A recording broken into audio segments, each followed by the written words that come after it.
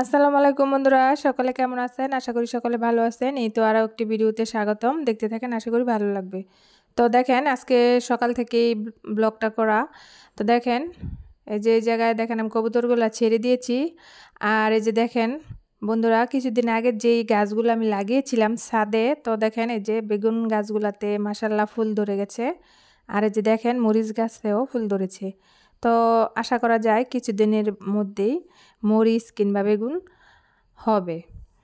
তো মাশাআল্লাহ দেখেন গাছগুলো মাশাআল্লাহ অনেক ভালো হয়েছে। তো এগুলাতে সার দিতে হবে আর কিছু ভিটামিন এগুলা দিলে নাকি ভালো হয়। তো আমি কোনো দিন ছাদে এগুলা করি নাই। তো আমাকে একজনে বলেছে যে ছাদে লাগালে ভালো হয়। তো তারপর আমি লাগিয়েছি। এখন দেখা যাক কেমন হয়। তো দেখেন এটা হচ্ছে একটা জাতের মরিচ, কালো মরিচের চারা। আর যেগুলা হচ্ছে বেগুন চারা। আর এটা হচ্ছে 12 মাসিক মরিচ চারা। তো এই মরিচগুলা নাকি 12 মাসই হয়। তো দেখা যাক কতদিন পর্যন্ত হয়। তো এটাতেও ফুল ধরেছে।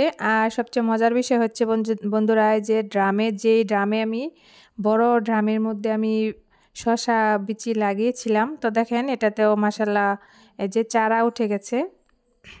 এগুলা হচ্ছে হাইব্রিডের। তো যেহেতু ড্রামে লাগিয়েছি, তো দেশিটা দিলে ফলনটা কম হবে, তো সেই জন্য হাইব্রিডের দেওয়া হয়েছে। এই যে এটাতেও উঠেছে, এটাতে কম উঠেছে, আরও উঠবে কিনা সেটা জানি না। আর দেখেন এই যে এদিকটা বেগুন চারা, তো দেখা যাক কেমন হয়। আর এগুলোতে পানি দিতে হবে। তো আমি সকালবেলা ছাদে এসেছি কবুতর ছাড়ার জন্য। তারপরে এসে দেখি যে এই যে বিচি থেকে চারা উঠেছে। তো ভাবলাম আপনাদের কাছে একটু শেয়ার করি। তারপর দেখেন এদিকটায় এই যে আমি মাটিতেও লাগিয়েছি নিচে, ছাদের নিচে। তো দেখেন এই যে আমার যে বাড়ির উঠান, তো উঠানের এক সাইডে করে আমি এগুলো লাগিয়েছি। এই যে এগুলাতে দেখেন, এগুলাতে কিন্তু ফুল ধরেছিল।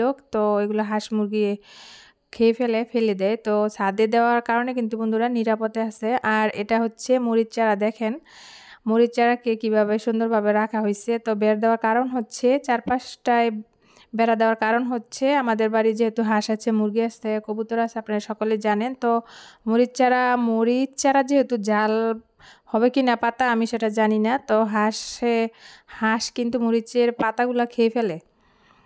আর কিছুর পাতা খাক বা না খাক, কিন্তু মরিচ চারার পাতা খেয়ে ফেলে, সেজন্যে করা হয়েছে। আর যেগুলো হচ্ছে দেখেন এগুলো হচ্ছে নাগামরিচ, অনেকে বাইন মরিচ কিংবা ফুটকা মরিচ যাই বলে না কেন। তো আমাদের গাজীপুরে নাগামরিচও বলা হয়, ফুটকা মরিচও বলা হয়, যেহেতু ফুটকার মতো হয় সেজন্যে। তো এগুলো লাগাতে হবে। আর দেখেন এদিকটায় এই যে কলা, এই জায়গায় 2টা কলার ছড়া ছিল। তো রোজা উপলক্ষে একটা কেটে ফেলেছি, যেহেতু পরে কাটতে হবে। তো এখন যেহেতু রোজা, তো দেখেন এই যে কাটা হয়ে গেছে। তো এটা কি কলা আমি সেটা বুঝতে পারতেছি না, এটা কি সবজি কলা না কর্মী কলা? তো আপনারা জেনে থাকলে মতামত জানাবেন। তো এটা কাটা হয়েছে, এখন এই যে বাসায় নিয়ে যাব। আর যে আরেকটা রয়েছে, এটা হচ্ছে, তো এটা এখনো বড় হয় নাই, ছোট। তো ওটা পরে কাটবো। তো চলুন এখন বাসায় যাওয়া যাক। তো এই কলার ছড়াটা এখন নিয়ে রোদে দিতে হবে। যে কলা কাটার পরে যে কষগুলো আছে এগুলো নাকি শুকালে তাড়াতাড়ি পাকে। তারপর এগুলো একটা বস্তায় মুড়িয়ে তারপর রাখা হবে যেন তাড়াতাড়ি পাকে। তো দেখেন আজকে রান্না করব, যেহেতু দুপুর হয়ে গেছে, দুপুরের পর বিকালবেলায় রান্না করতে হবে, যেহেতু রোজা রমজানের মাস, বিকালবেলায় রান্না করতে হয়। আর এই যে দেখেন আজকে রান্না করব কবুতরের বাচ্চা। দেখেন এই যে কবুতরের বাচ্চা 2টা বেশ বড় টড়ো হয়েছে। তো ভাবতেছি যে কবুতরের বাচ্চা আজকে রান্না করব। আর এই যে দেখেন একটা ধরে নিয়েছি, আরেকটা এই যে দেখেন ঘরের ভিতরে চলে গেছে। ওইটা ধরার পরে এটা দৌড়ে ঘরের ভিতরে চলে গেছে। তো এটা এক জোড়ার এই যে 2টা হয়েছে। তো দেখেন মাশাআল্লাহ ভালোই বড় হয়েছে। আর দেখেন বন্ধুরা এই দিকটায় এই যে সাদা কবুতর, এটাও কিন্তু ডিম নিয়ে বসে গেছে, তা দিতেছে। আর এদিকটায় দেখেন ওই যে একদম কর্নারে কিন্তু এই যে ঘরটাতেও কিন্তু বাচ্চা হয়েছে কবুতরের। তো আমি আগে দেখিনি, আজকে প্রথম দেখলাম। আর আশা করা যাচ্ছে যে ওইটাও কিছুদিন পরে খাওয়া যাবে। তো এই যে দেখেন এই দুইটা এখন জবাই করা হবে।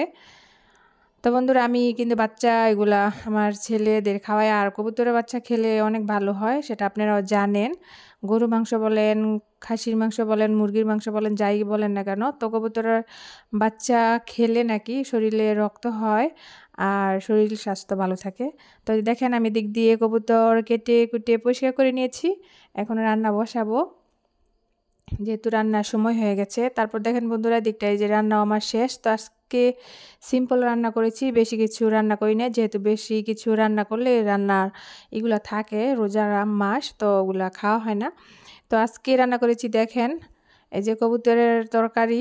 তো দেখেন কবুতরের যে তরকারিটা আমি রান্না করেছি দেখেন অনেক লোভনীয় লাগতেছে, কালা ভুনার মতো লাগতেছে। আর এদিকটা দেখেন যে বাড়তি সিমগুলো আছে, সিমের বিচিওলা সিম, তো ওই বাড়তি সিমগুলা নিরামিষ রান্না করেছি বাগার দিয়ে, সর্ষা দিয়ে, আর সাথে আছে দুধ কলা। তো আজকে এই সিম্পল রান্নাই আছে। আর দেখেন এদিকটায় সন্ধ্যা হয়ে আসছে, তো এই যে আমার হাঁসগুলো এখন খাবে। তো দেখেন হাঁসগুলো খাবার খেয়ে যে ওরা ওদের ঘরে চলে যাইতেছে, যেহেতু সন্ধ্যা হয়ে গেছে। আর আমি আগে গিয়ে এগুলো দিচ্ছি, যেহেতু ইফতার লইতে হবে। তো এই যে দেখেন, আর রোজা রমজান মাস সময় মতো টাইম মতোই করতে হয় সব কিছু। আর এদিকে দেখেন এই যে মুরগির ছোট ছোট বাচ্চা, তো মাশাল্লাহ এই মুরগির বাচ্চা হচ্ছে 11টা। তো সবাই মাশাল্লাহ বলবেন। আর এগুলো তো থাকে না, বাড়ালে নিয়ে যায় কিংবা চিলে নিয়ে যায়। এই যে মুরগির বাচ্চাগুলো আছে এগুলা কয়টা থাকবে সেটা এখনও বলা যাচ্ছে না।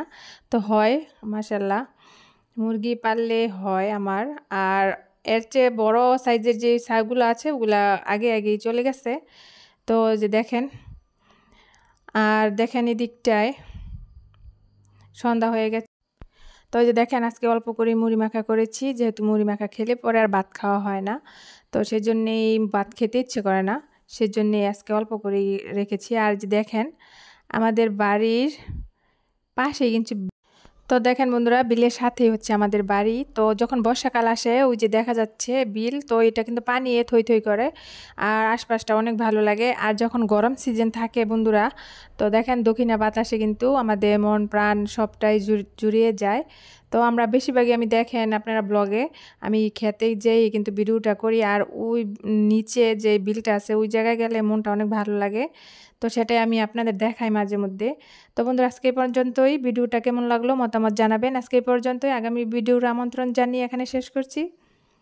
সকালে ভালো থাকবেন, সুস্থ থাকবেন, আর আমার চ্যানেলের পাশেই থাকবেন। ভালো লাগলে লাইক কমেন্ট শেয়ার করবেন, সাবস্ক্রাইব করে আমার পাশেই থাকবেন। আল্লাহ হাফেজ।